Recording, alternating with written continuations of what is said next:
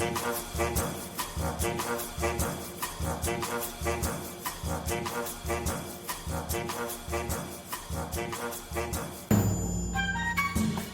and welcome to Everything's Fine, probably your weekly antidote to bad news.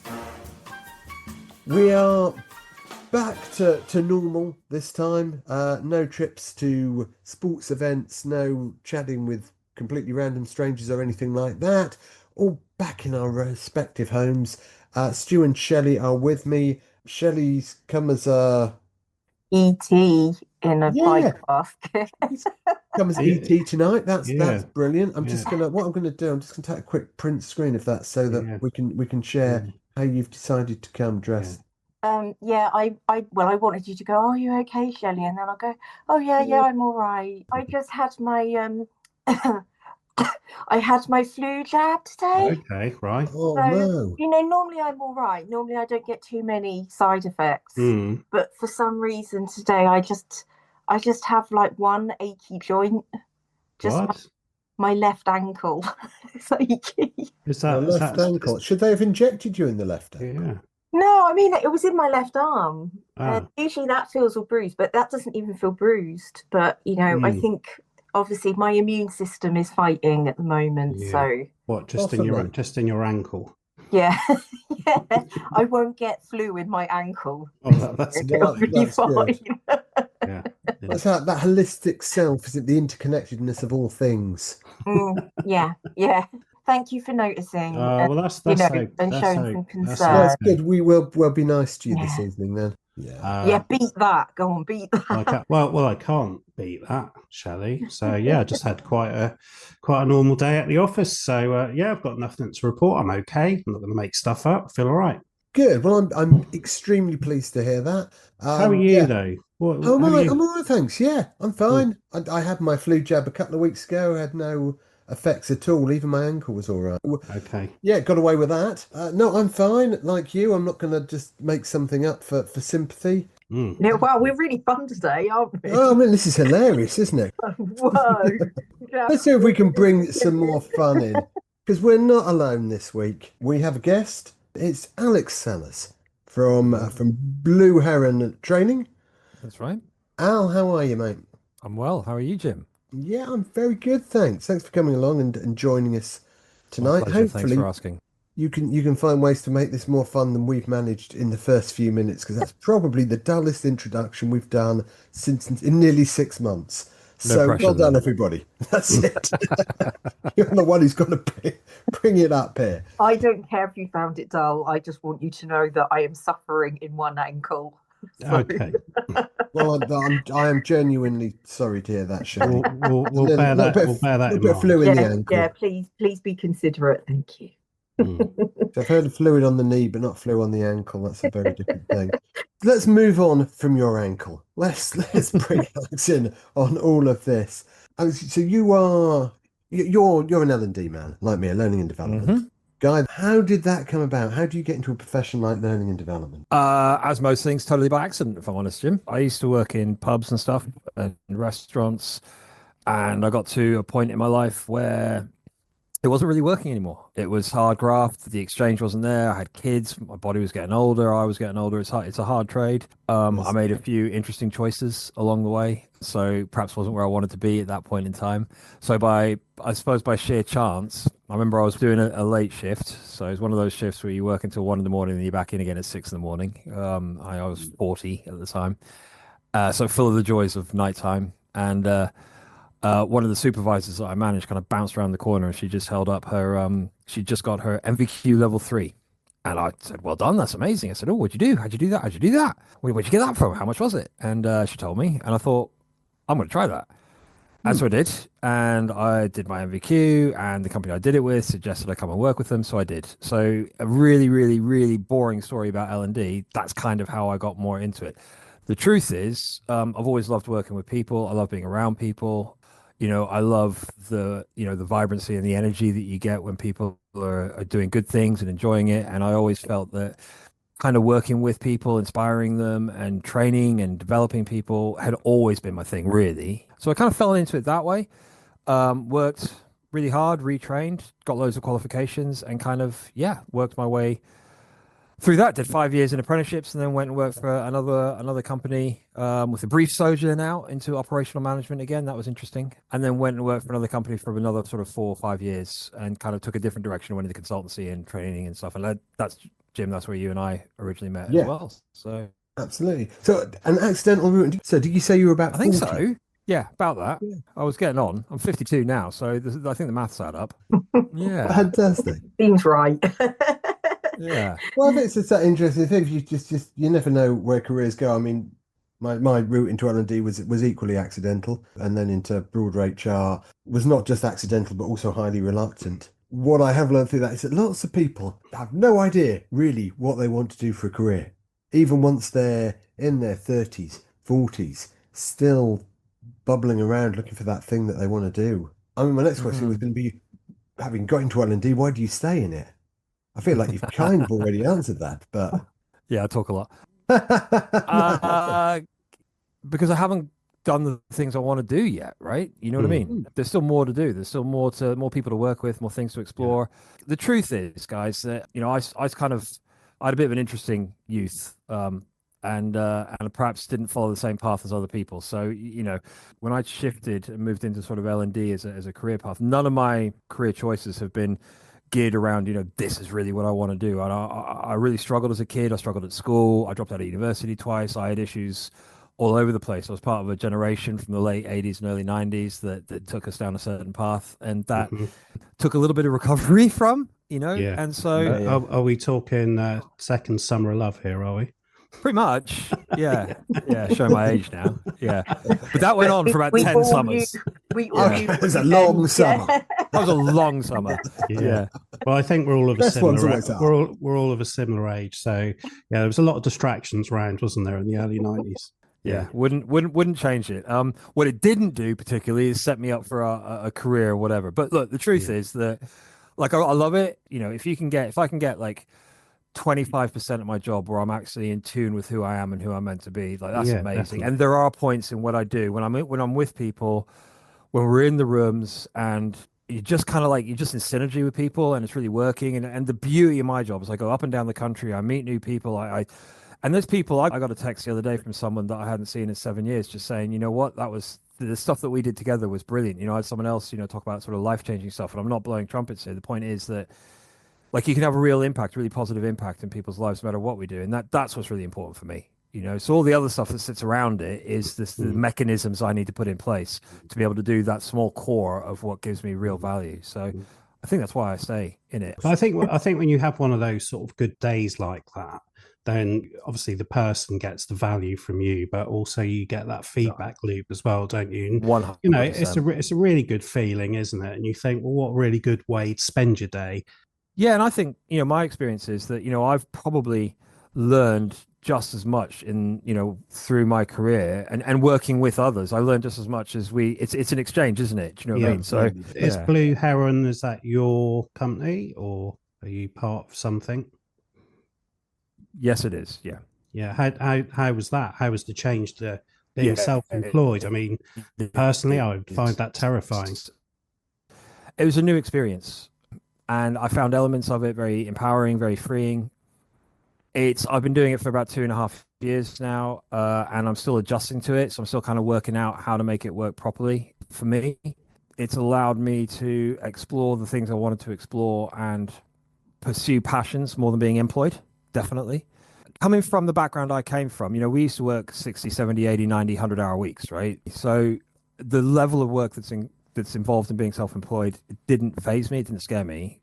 And the biggest thing for me is obviously the cash flow. I run a business, so there's times where it gets stretched. There's times that I have to do things, and there's times where it's fine. So those are probably it's the ups and downs of worrying about the other elements of the business that it took a while to adjust to. But one of the things when I went self-employed, I had a fairly good idea of what I wanted and what I didn't want. But how have you found it? Because obviously employed for a lot of years. And it's a big step, not just going self-employed, but actually run your own business, you employ people, which is an added level of responsibility. How do you find that challenge of doing that? So the first answer is that I love it. I think it's wonderful. I think it allows me the freedom to develop, to express our philosophies, to express ourselves in the way that we want, to try and work with the people we want to work with. It's incredible, and I'm incredibly grateful that I've got the opportunity to do that. That's the number one thing. That's the most important thing. It's really hard. So any advice for anybody out there doing it, stick with it because it brings loads and loads of fulfillment. But it's tough, and I think the biggest thing has been the scale and the pace at which you have to learn. And when you start your own business, especially during the early days, you're jack of all, master of none. So, you got the marketing, you got the sales, we're designing the products, we're delivering the products, we're doing all of it. So it's not without challenges and it's not without stress. And the thing when you start your own business, guys, I'm sure, Jim, you'll be able to relate to this as well, is that it's a gamble, it's a risk gamble. So you put a lot of money, a lot of time, and a lot of effort. It doesn't pay back quickly. It's not a money-making thing. We don't do it for money. We do it for passion and because we want to have a positive impact on people around us. But it is a gamble. So the gamble and the hope is that over the next, year or 2 years or whatever it may be, it really does start to gather pace and it starts to develop. And I was very keen to start a business because by setting that up, I was able to work with possibly bigger clients, be able to reach more people rather than just be that kind of like that one-man band kind of thing. I wanted it to be about Blue Heron and the message and the products that we can offer. And so I've been lucky enough to build a fantastic team around the business that has allowed us to kind of increase our scope, increase our impact. And that's the bit that really thrills me. We've got really, really high level professionals who are kind of connected and energized by the stuff that we're trying to do. So 100% the good outweighs the bad, but it can be a struggle at times. Yeah, definitely. I've been having a look at some of your core services and some really interesting stuff there. Things like Management Spark and Leadership Boost and so on. So how difficult do you find going into organizations and changing mindset and culture, especially at sort of senior levels? It's a great question. There's two kind of things which you can do, and I'll say as much as I can without giving too much away. Yeah, sure. You can run training. So training is the imparting of skills, of knowledge, and end up increasing skill sets, right? With training, I think the key is to have a number of sort of processes that work. So you engage people in it and the tools are fairly simple for people to pick up, right?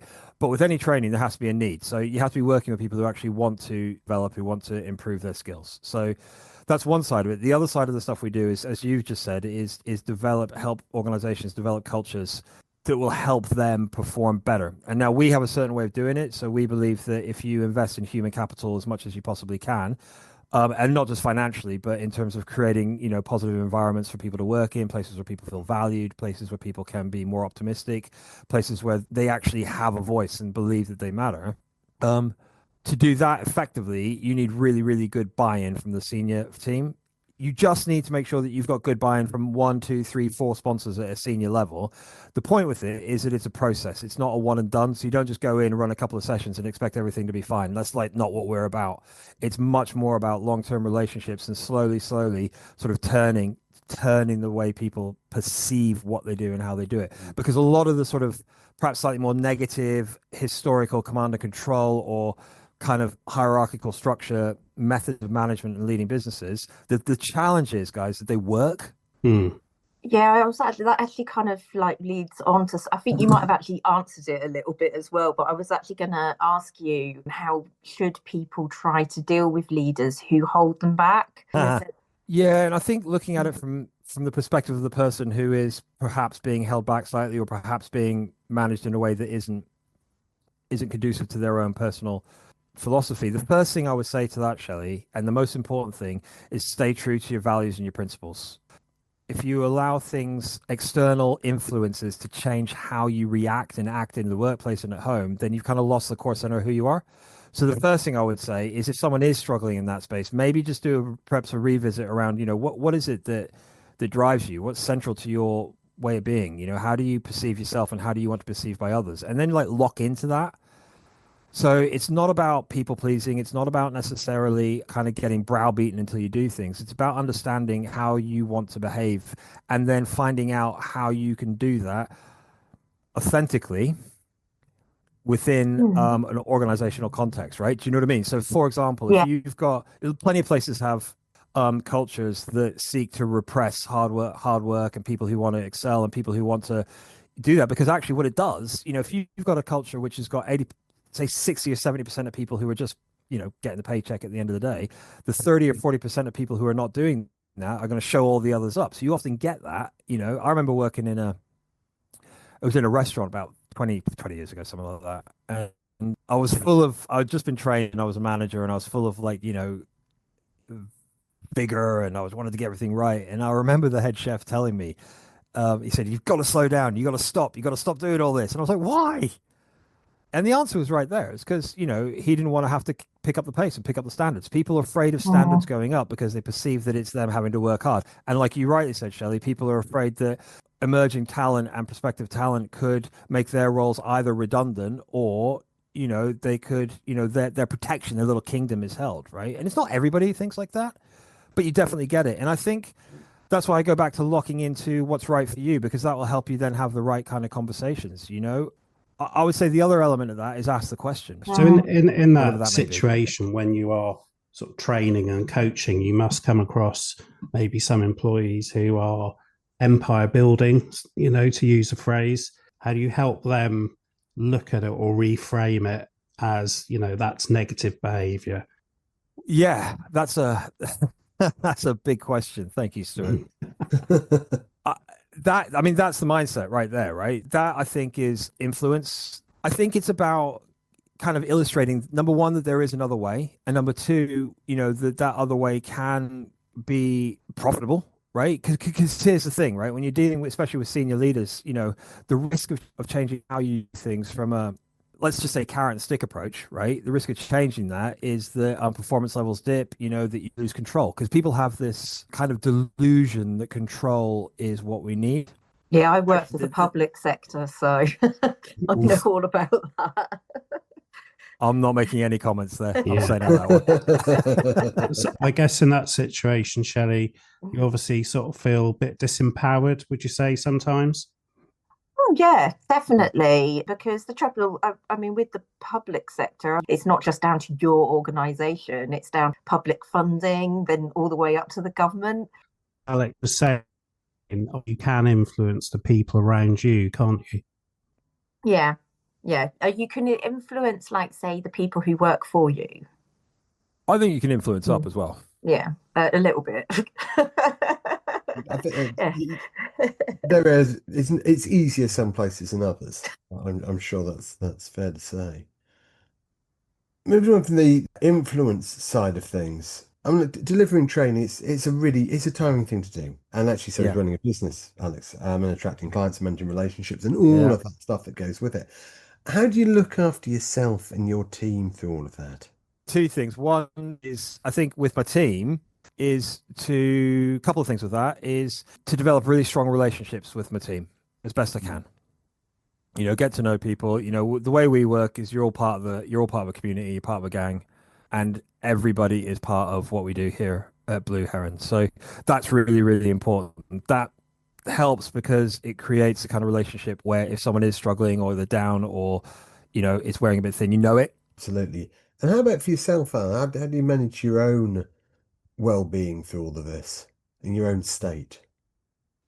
I have spent the last sort of couple of years working out how I operate and how I work and where I work best. So I know myself fairly well. So I pay attention to the things that I need. So I'm extroverted by nature, so I need people around. So I will locate myself where there's other people. So I don't have an office. We don't need it. So I can work from home or I can go to different places. So I make sure that I feed that element of me. So I need interaction with people. So I do that a lot.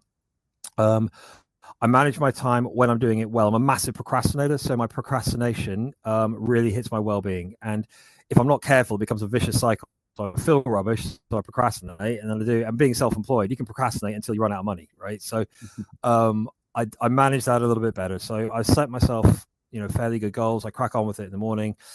I like the gym. I like to keep physically active. As you know, Jim, I do. Oh yeah, gym. Anyway, that was unintentional. I thought you were just bigging me up about how much you liked people.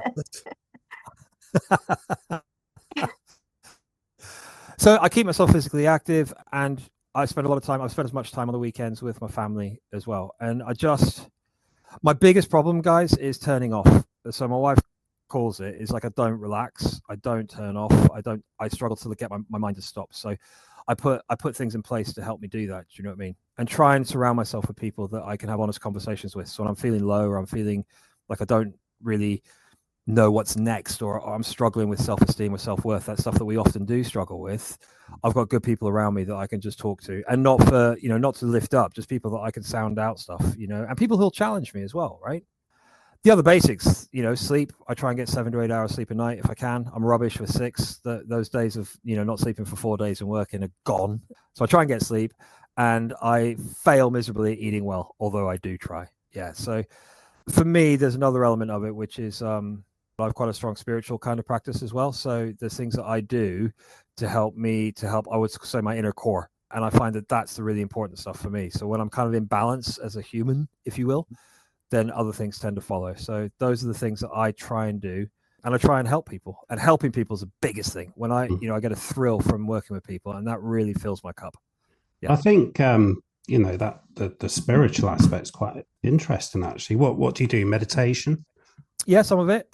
So I'm really rubbish at meditation. So a 5-minute meditation for me is amazing. But I do that. I do spiritual readings, do meditate. I center myself in a power greater than myself. So I try not to be selfish, is the short way of putting that. I try and make sure that I'm kind of doing things for the right reason, and to make sure that I'm in that zone. I have sort of kind of morning, evening, and daily routines, I suppose, that get me there. And I like to spend time in places that that for me are quite spiritual. So I love nature. I like to get out for walking, and I if I'm not out regularly, I struggle. We're blessed. We've moved recently, and we live in a wonderful part of the world. Well, it's Norfolk, but it's beautiful. So being out, walking or running slowly, Jim, I'm not like you anymore. I can't run fast, but anything out there is really important. And then also there's places where I can go and I can just be still, and that's for me, right? That may not be for everybody, but that for me is the number one thing. It's when I lose that, then everything else kind of goes, and I get wound up in the material world. I get worried about stuff, I get anxious. But when I'm actually connecting spiritually, that sort of stuff seems less important, and paradoxically everything else gets better at the same time. Yeah, I understand that. I think it was about 5 years ago I started my own form of sort of meditation, and not like from the book saying breathe and do this and do that. It was just more a case of I learned just to lay still for maybe 10-15 minutes, and then practice clearing my mind, and then every time it sort of went off, bring it back. But I find if I do that for 15 minutes a day, that makes me feel so much better. But then when I do get stressed or anxious or whatever, it's because I haven't done it. I think there's a lot to be said for that still time and reflection and just being in the moment. But I think the thing is, sometimes people hear meditation and they think it's all quite worthy, and you have to sort of sit cross legs and all this sort of thing. But you don't. You can just make your own version of what suits you. What about you, Jim? Do you take time out the day? Yeah, I'm not as good at this as I should be, because I know all the ideas behind it. I know it's good for it. I just don't always make the time for it. But then it's only really the last 6 months or so that I've made time for exercise again. So I got really out of the habit of that. But yeah, I've got better at, particularly actually after exercise, because my recovery time, it's not bad, but I need some. And that is quite a good time. I like to I'll come back from a run straight around into the garden, sit down out there, and just take a bit of time. What do you think about when you run? Is it nothing, or just run off problems and issues? Or I tend to put a podcast on when I'm running. How much attention I pay to it depends on how interesting it is. It is quite a good time though for problem solving and stuff. I've come up with some what I consider to be some good ideas whilst out running. It's the important thing about it, really. I mean, don't get me wrong, the running I'm sure it's physically doing me good. It's got some weight off, all that sort of stuff, which is what I wanted. But probably the thing I value about it is it's just some time for me when I'm not doing anything else. There's no screens, none of that, and I can just go to my own place. So I suppose in that respect, that's a form of meditation. Meditation within that, absolutely, yeah. Yeah, meditation isn't just. It's not. I remember because I've done quite a lot of work on it. And I don't, there's different levels of it, but I think what it does, all it's doing is it's bringing you into the present moment. So anything that brings you into the present moment and stills your mind is meditation. Running used to do it for me, Jim. We talked about that before. You know, it's just that my knees went. So then the agony from my knees prevented me. Well, that took your mind off things. It took me like, yeah, pain is another great form of meditation. Don't release that. And I guess, Alex, when you're going out and training in organisations, sort of well-being and confidence is quite a big thing, isn't it? In any organisation, huge, right? Yeah, it's huge. How would you go about an organisation where confidence is low, well-being's on the floor? Is it just re-looking at how we can build the culture from the bottom upwards? I think there's a couple of different perspectives or different answers to that particular question, depending on where you're looking at it from, right? So, you know, if you're looking at your organization or you're part of the leadership team of an organization where you've got major issues, and you got to look at what's causing that, you know, what's impacting people to such an extent that it's becoming a real issue. The larger the organization, the more difficult that is, because you get more structures, you get more levels, you get more processes, policies, procedures all in place. And some of those can be really great and really freeing, and some of them can be quite restrictive. And the other thing you've got is, like we were talking, Shelley, you raised it before, in that, you know, if you've got a whole organization, you're kind of at the whim of people's value sets, people's value stream, the way they do things. You know, I know the organizations in the public sector, it's hard, right? Do you know what I mean? It's really tough. You can't lay blame on anyone. And that's a lot of pressure, a lot of bureaucracy, and sort of very little kind of freedom to express, right? And that's the thing. I know I'm skirting around it, but I think that kind of coming back into it is looking at it, taking that macro picture and saying, right, what can you do organizationally from a cultural perspective? And the way to flip that is to go from a top-down model and try and release decision-making, release control, release people's ability to have a positive impact as low as you can go with as little sort of control parameters on that as you can get to that's feasibly possible. Because ultimately that's then about trusting people, isn't it? And people react well, don't they, when they're trusted and valued? They do. There still has to be control, right? So the more people that you have in an organization, there have to be systems, functions, and processes, because otherwise you'll get anarchy. But it's absolutely that. But it is about trusting, and I think that trust piece is so powerful in everything that we do. So it's about getting the right mindset and mechanisms in place so that you are allowing people the ability to develop their own decision-making skills. Because ultimately, it's what do you trust about people? Well, you got to trust their decision-making, right? Ultimately, that's it, isn't it? Yeah, for sure. You know, and people do things, they follow suit. You know, I know organizations where they've made a conscious decision to, you know, hire people who are scary, right? For want of a better word. Do you know what I mean? Because they scare people, you know, fear is a motivator, and fear is a control mechanism, right? But it's going to impact people negatively, and it's going to spread hugely. So you get all that negativity stuff. The other answer to your question, I do want to raise this because I think this is so powerful, is that some of the stuff that we do at Blue Heron, and what we always try to do, is confidence is a funny thing, but we try both to raise skill set, but we also work really hard on improving people's confidence, you know, and we do that by creating an environment in our engagements where people are safe. They have a lot of psychological safety. They can say what they want to say. They can debate. They can discuss. They can experience what it feels like to put things on the table and not be judged or blamed or beat up with those things that they put on the table. That's the fundamental element of it, right? Is can we create the right environments where people can bring everything that they need to bring to the table and it not be used against them in any way, shape, or form, right?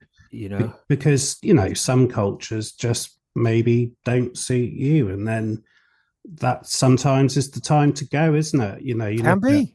It's work is so, you know, it's not work for me. I don't know what you guys' experience is, but work is you know, 70% of my life, and I don't want to get to the end of my working days and not have tried. That's the point. You know, I want to have tried. I want to have done. And it's really easy to stand here in my room, you know, to say to people, you know, try and do what's right. But I do think people, sometimes it isn't a fit, and sometimes then you have to weigh up the pros and the cons, right? You have to know, you know, what am I doing this for? If I'm here because I believe that there's a future and things can change, great, you know, and put everything into it. If you get to a point where you're really unhappy, you're really locked in, you're really down, you know, it is tough. I don't want to tell anybody or suggest to anyone that things are hopeless, but sometimes it is right to change things, you know. It can be, can't it? It can be, yeah. That's about having the confidence to do that also, isn't it? The confidence and the opportunity, right? Mm. You know, and I think sometimes the confidence comes from, you know, taking that bigger picture and saying, right, it happened with me in catering. You know, the truth is we joked about it, but I was really unhappy. I was really unhappy and I saw no future in it. And I was getting ill. I was getting really, really ill, and it was impacting everything in my life. So we joke about it, and there was a little bit of luck, but I had the opportunity and I worked hard and I retrained and I took a risk. And each one of those risks, you know, the fundamental thing that catering gave me was a really strong work ethic. So, and I've got a lot of gifts, and I know how lucky I am, and I've got a lot of things that have helped. But I've also gone out there and changed stuff, you know. But this is the thing, guys, and I think you all know this, is you can't run away from what's inside. And that's why you got to be really, really careful about these decisions. Is it me, or is it the external environment, right? Yeah. You know? Yeah, there are some places that actually sort of don't deserve to retain their staff. I know that's black and white, but there are some places that if people keep handing their notice in, then they kind of, well, actually, you know, there's obviously a problem there, isn't there? So, yeah. But you sometimes get the mentality though, where everyone's just like digging in, and they kind of doing it in spite of everything that's happening, aren't they? You can almost like build a community around that sometimes, can't you? Like survival. That's it. It's actually called survival. There's you know, it's called survival. You know, there are people who go into organizations and they survive. So this applies to you as well, Jim. So you've gone in, you've done some training, you've finished. Do you ever, like on the TV shows, do you ever go back, check in, see how they're getting on, see if it's carried on, everyone's goodwill and excitement? Because that'd be quite nice to know how the story finishes. Yeah, I think this is one of the interesting things that I was saying earlier about that long-term relationship, because the reality is no matter how good a day's training is, a day's training on its own will only ever have a very limited impact. I don't know if you agree with this. My thought is that a day's training is very like the induction session you do at a gym. You go in, you have a look around at some equipment, you have a go, an instructor maybe builds you a little program, stuff like that. But you don't come out of that induction session fit, right? And you also realise you didn't listen. Well, there is that. You've maybe taken 2 or 3 things away and forgotten everything else. But nobody would expect to come out of the induction session in their gym fit, right? It would be insane to even think that.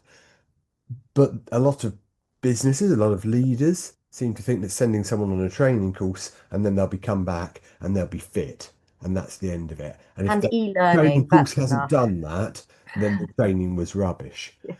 Whereas actually training is just a part of a journey. And actually, one of the sad parts when you freelance, when you contract, is quite often that you don't get to go back. You don't get to find out how the story ends. Hopefully, if you're doing as Blue Heron's trying to do and build those long-term relationships, you get to go back, you keep working. That's why a lot of the time, certainly when I was out there doing stuff, I was trying to encourage people to buy into programs of learning, not just a training course. Totally agree. Without doing training a disservice, you know, there's so many different factors. It depends what you're training, doesn't it, guys? Right? So there's certain things that you can, you know, that work better. Mindset and behavioral change, for want of a better word, is slightly different. It needs to be supported, encouraged, coached, and mentored along the way, right? So that's why I go back to what we said earlier on about if you're working within an organization, having the buy-in of senior leaders is so crucial to it. And when buy-in, it's exactly like you said, Jim. It's not just, well, we're going to send you on a training course and everything's going to be okay. You know, we're going to send you on a training course as part of a wider program of development that's, you know, that's kind of like organizationally wide, because we're going to invite you to challenge and disrupt and do things slightly differently, you know, and because it's only by, you know, so is it the 70-20-10 rule? You know, 70% of development takes place on the job. We're the 10 or 20, we're the 30%, you know, it's up to us to make sure that happens. But I think also there's an element, you know, it's like, how do you do it? Training does get a bit of a bad rep. And I think that if you can kind of blow away, like literally destroy the old perceptions of training and actually make it an encouraging, confidence building, engaging, fun, electric environment, wow, who wouldn't want some of that? Do you know what I mean? And then it's about going back into the and opening up the routes for people to do things differently. And that's where culture comes in. And to go back, Shelley, to some of the questions you were asking earlier on, if your culture is still predominantly restrictive, that's why you don't get the results, because you're saying, well, I've ticked that box, but then you're not allowing people to change. Oh yeah, definitely. There's a lot of just ticking the box to say someone's done some training, but you also kind of like then need to use it. And yeah, exactly. They just don't then let you use what you've learned, and then it's just a waste of time and a waste of money. It was pointless. Because I was going to ask, is it possible to be happy in your work wherever you work? Yeah. But well, that was easy then. Anyway. I'm glad we cracked that. Yeah. So see, like, there it is. Don't worry about why. Done. Don't worry about why. It just is. Okay. Look, it goes back to, if you look at the philosophical debate around that question would be, happiness comes from within, right? So it doesn't matter what environment you're in. I mean, as Viktor Frankl, Man's Search for Meaning, writes about his time in the concentration camp and how the one place they couldn't take away was his own mind, right? And he was there locked in with his wife and his family, and he created happiness from that space, So there's huge philosophical debate, but that takes training, discipline, like mental training. So I think the quick answer to that is yes, but the real human answer is, what is happiness, right? I'd throw it back at you, Shelley. What does it mean to be happy? And I wonder whether that's kind of like a transient thing. So we might be happy, but then there's a reverse of that. That can be taken away, and then we're happy and then we're sad. We're excited and then we're scared. All that kind of stuff. And actually, I like to look at it in terms of joy. Can we experience moments of joy? Because everything is transient. You could have moments of high elation and excitement, and they can be followed by ups and downs. And so I think an interesting question to pose then, is it possible to gain fulfillment and joy from your workplace? And I would always have to say yes, absolutely. Because work is purpose and work is meaning, and that gives us a sense of who we are as human beings.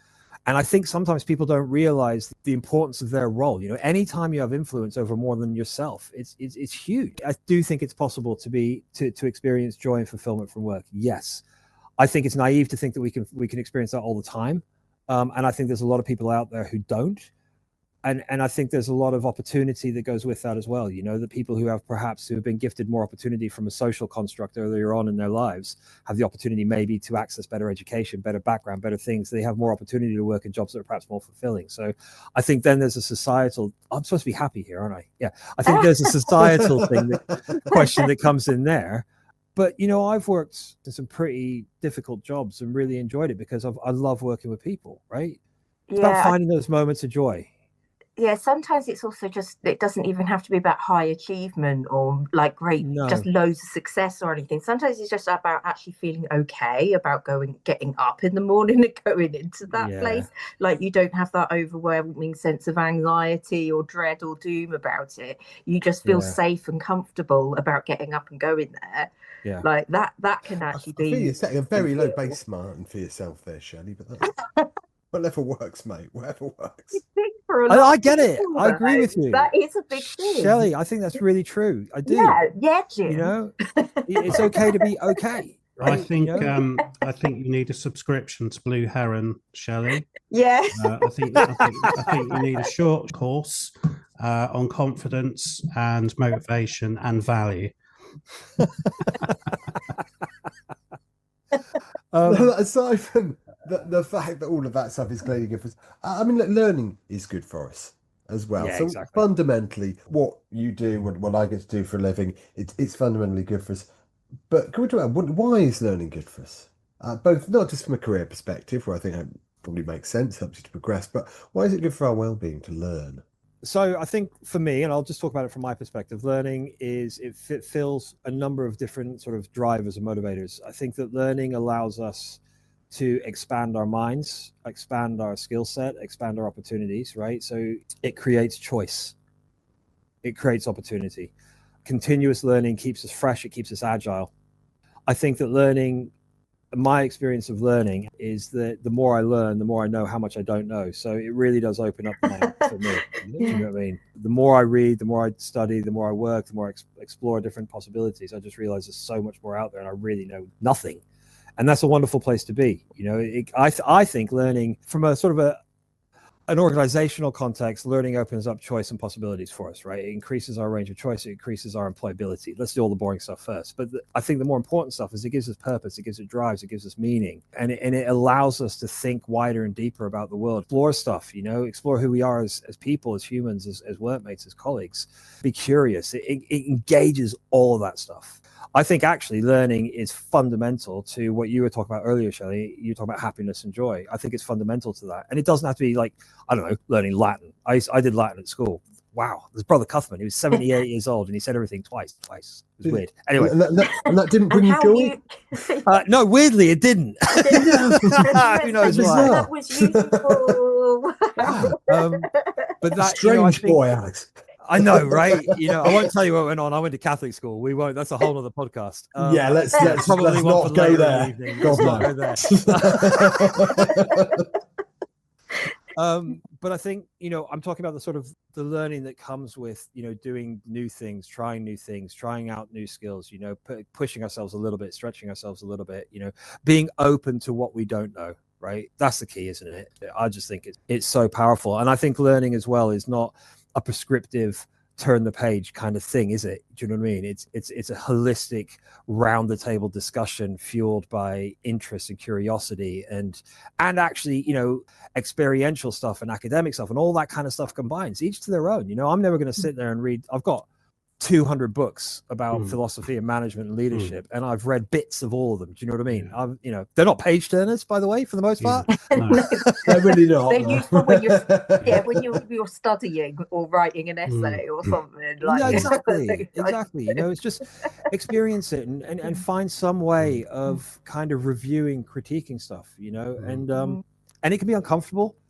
It can be difficult because you're going to get challenged and you're going to feel out of your depth. You're going to feel so far in your stretch zone, you're moving towards your panic zone. You're going to feel all that. You're going to experience all that, but that's okay. Because if you don't ever experience that, how are you going to find out more? And that's why I go back to that idea of connection and finding your people, finding the right people around you that you can engage with and explore with. And we miss that so often. And that was one of the reasons that, one of the things that's most fulfilling, going back to your earlier question about running my own business, is that I can surround myself with people that do that. And I don't know if that's answered the question, but yeah, well, look, we've talked, I think, quite a lot over the last nearly 6 months we've been doing this about community and finding your people, finding your community. One area that we've ended up looking at a lot is around the community side of sport. You're supporting that as well because you have a link to Norwich City's women's football team, don't you? Correct. Yes. Yeah, we're one of the sponsors. Yeah, tell us a bit about how that came about and how you work with them. So it came about because one of my colleagues was contacted, some outreach from Norwich City, and she kind of put it. She said, "Oh, Norwich City." It was early days. Norwich City have said, we'd be interested in sponsoring them, and I'm hugely impulsive, and I said yes. So I could probably make that into a better story. The truth, no, that's fine. The truth of it, basically, it was they rang and asked you, and you said yes. And I said, yeah, no, there's more to it, right? I mean, you're not going to dine out on that one, Yeah, really not. We need to build this a bit, right? So the truth is that it was an opportunity that was presented, and I'll be honest that it was speaking to Elle, who was the first person who engaged with us. Just her vibe was completely right. And the way that she was passionate about the team. And from a business perspective, I knew that it would raise my brand. I was in early days and my brand, it's really hard building a brand from nothing. I did need a bit of a leg up. And I knew that this would be really, really positive because you could attach the Norwich City brand to it. I am a big fan of it's going to sound wrong, but I'm a big fan of the underdog, people who have to fight a little bit harder than others. I like to challenge things. So it just fit with what we were trying to do. The heart, the purpose, everything about it just married with our business philosophy so well. And that all came across in like the first conversation. So it was a mixture of a little bit of business now, knowing that it would raise the brand, and a lot of heart, a lot of just like, I really like the feel of this. I really like the vibe. And then when we did it, was just welcomed into the Norwich City sort of community really, really well. Felt part of it instantly. Loved working with the people. Was brought into, got to meet everybody, Flo and the team. And I love football, right? Because it is, it's a passion of mine. So it kind of just all married up. And now I'm into my second year of doing it. We do reports on the team. We're supporters. So it's not just a, it's not just a commercial decision. We actually avidly want the team to do well, and they're doing very well at the minute. Shout out to Norwich ladies. Woo! 5-0 on the weekend. Love that. So yeah, and the community piece is at the heart of what we do. We are a local company. I love Norwich. I've been here 25 years. My whole family are Norwich and Norfolk, born and bred. And it's a pleasure and a joy to be part of something so integral to the Norwich and Norfolk community. Yeah. And I suppose just as a final question, but it's a big one. Are you happy? At work.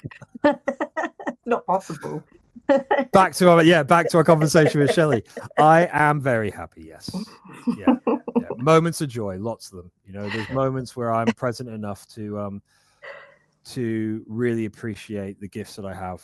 My family, people around me, a wonderful place where I live, meeting with great people like you, opportunities. You asked a question earlier on, is what's it like being self-employed and running your own business? It's amazing is the answer. It's amazing. And for today, yeah, man, really happy. Really, really happy. Good stuff. Well, thanks, Alex. That was really good. Loving your passion. Amazing. Thank you. Yeah, you said you can't keep still, and we can see it.